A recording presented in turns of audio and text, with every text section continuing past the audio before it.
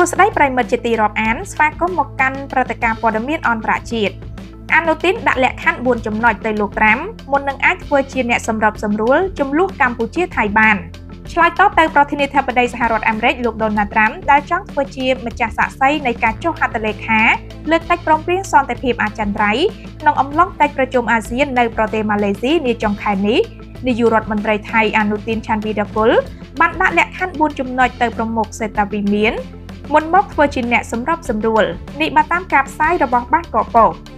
ថ្លែងនៅវិទ្យាស្ថានយុតិធម៌ថៃក្នុងទីក្រុងបាងកកលោកអានូទីនបានសម្ដៅមកលើកម្ពុជាដោយបញ្ជាក់ថាលក្ខខណ្ឌដែលលោកត្រាំអាចធ្វើជាប្រធានក្នុងពិធីចុះហត្ថលេខាសន្តិភាពរវាងកម្ពុជានិងថៃបានលុះត្រាតែ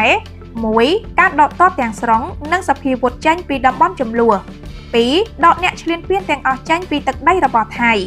3. បោសសម្អាតសម្ភារៈគ្រោះថ្នាក់ដែលអាចបង្កគ្រោះថ្នាក់ដល់ជនស៊ីវិល 4. ការបញ្ជាក់ឡើងវិញនៅការគោរពចំពោះអធិបតេយ្យភាពរបស់ប្រទេសថៃក្នុងអំឡុងពេលនោះដែរលោកអានូទីនបានដើរតួកំសត់ដោយនិយាយទាំងមិនខ្មាស់មាត់ថាថៃទេដែលត្រូវកម្ពុជាឈ្លានពានទាំងដែលល្បិចបោកប្រាស់ទាំងនេះត្រូវបានអន្តរជាតិដឹងច្បាស់អស់ទៅហើយ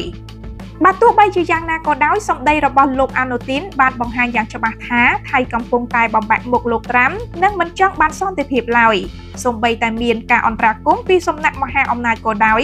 ផ្ទុយពីកម្ពុជាដែលជាប្រទេសស្រឡាញ់សន្តិភាពនិងស្វាគមន៍ជានិច្ចចំពោះការដោះស្រាយជម្លោះតាមរយៈការចរចាបញ្ជាការផ្ទុះអាវុធប្រិមិត្តជាទីរាប់អានខណៈពេលនេះព្រឹត្តិការណ៍អន្តរជាតិចប់តែប៉ុណ្ណេះសូមអរគុណសូមជម្រាបលា